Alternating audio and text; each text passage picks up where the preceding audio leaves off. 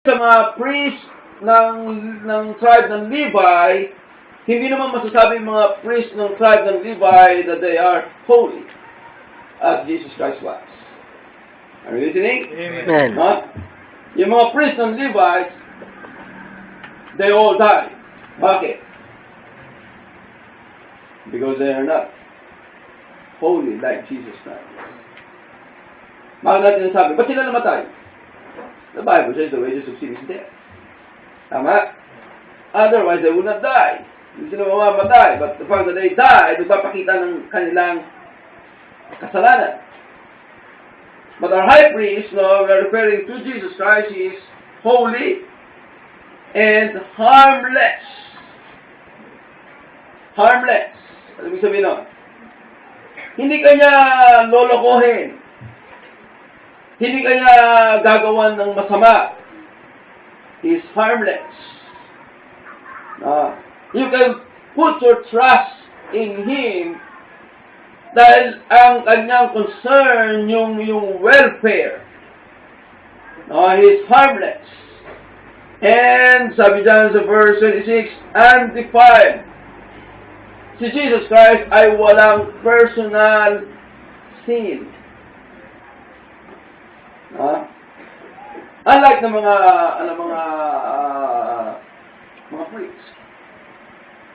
Yung mga kasalanan na gawa ng mga common na mga tao ay mga kasalanan ding nagagawa ng mga priests. Nakikinig ba? Amen. He is holy, He is harmless, He is undefiled. And what else? Ano sabi? Ano sabi? Hindi niya kaya sa inyo. Ano sabi dyan? Separate from sinners. Ano ibig sabihin na separate from sinners? Ang Panginoon ba nung earthly ministry niya, hindi siya nakipag-usap sa mga makasalanan? Obviously, hindi na ibig sabihin nun. Diba? Madalas siyang kahulibilo niya, makausap niya, malapit sa kanya, mga makasalanan. So, ibig sabihin na separate from sinners is not that. No, hindi yun yun. Ano ibig sabihin na separate from sinners?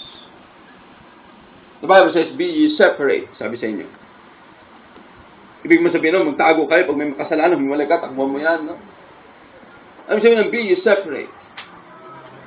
Separate from, ano pa? Magmakiayo. Sabi na lang sabi, ano pa? Kung hindi ka makikain sa kanila, ano ka? Iba ka sa kanila. Tama? Separate from sinners. Although, kausap niya, kasama niya, nasa paligid niya, mga makasalanan, but he is different from them. He is separate from sinners. Hindi siya sinners katulad ng mga taong nasa paligid niya. That's the high priest that we have. Pupunta ka sa confessional, so lalapit ka sa priest. Magko-confess ka. Sabay holy, sabay harmless. Questionable, doon pa lang, holy ba siya? Meron ba namang holy na, di ba, pari nagmamadyog, nagmumura? Harmless kaya sila? Undefiled, separate from sinners. Now, you look at what about the priests and most Levites? No? None of the priests under the Levitical priesthood, sa mga anak ni Levi, none of them can, hindi masasabi ito that they are holy, harmless, undefiled, separate from sinners, and made higher than the heavens. Okay? Made higher than the heavens. Wala namang mga priests that was exalted as Jesus Christ was exalted. Is different sa kanila.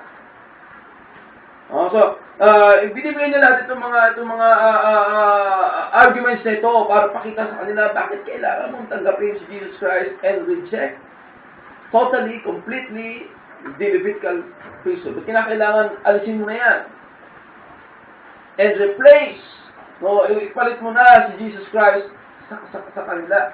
Sa dati mong pananampalataya, sa dati mong pinangahawakan, si Jesus Christ na, no longer the Levitical priesthood, no longer the law. but Jesus Christ. No? Tanggapin ang Panginoon. Ano, i-reject yung dati. No, disannul na yun. Wala na yun. So, if it is not Jesus Christ, mga kapatid, ano, kung hindi si Jesus Christ, if it is somebody else, mga kapatid, mali yung pananampalataya na yan. It's going to send you to hell. If there's anybody, na sa yung pananampalataya na mayroon ka mas exalted pa kay Jesus Christ, you are trusting the wrong person. It must be Jesus Christ. He is made higher than the heavens. No. Wala na iba. Hindi sino yung founder ng Jehovah's Witness? Si Russell. Or si Russell? Si Russell. Ha? Russell Crowe. Sila Rutherford. Hindi founder ng Jehovah's Witness, hindi founder ng Mormon, hindi founder ng Catholicism, no? If you trust in any other than Jesus Christ, you are lost. Nakikinig po ba? Okay? And this is very important, mga kapatid. Like sa ating panahon, no? We will meet many people na ang kanilang pananampalataya ay wala sa Panginoong Jesucristo. So how do you present Jesus Christ to them? Diba? What argument can you give to them? No, why Jesus Christ? Bakit si Jesus Christ?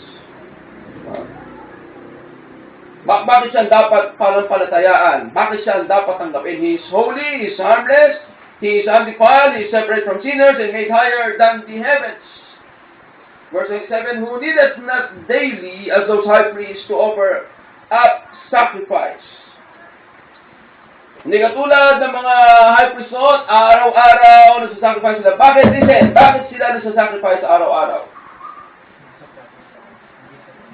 Hindi sapat? Hindi lang hindi sapat. Araw-araw nakakagawa sila ng kasalanan. Alin? Araw-araw nakakagawa sila. Araw-araw nagkakasala sila. Hindi kailangan ulit-ulitin nila yung sacrifices. Kasi ibig sabihin lang, no, yung sacrifices na yun is not really working. Di mo ba? Gawin natin. Okay. Kung yun ay mabisa, kailangan pa bang ulitin? Kailangan ulitin. Hindi kasi mabisa. Isa pang lagay. Isa pang pahid. Isang gamot pa, inom ka pa, hindi ko sapat yan. Di ba? Hindi ganun kabisa, kasi kung mabisa, isa lang, tapos na, pwede na. Tama? Ha? Pag may sakit ka, inom ka ng gamot. Gaano karaming ininom ng gamot. Kung mabisa yan, isang gamot na, tapos na yan.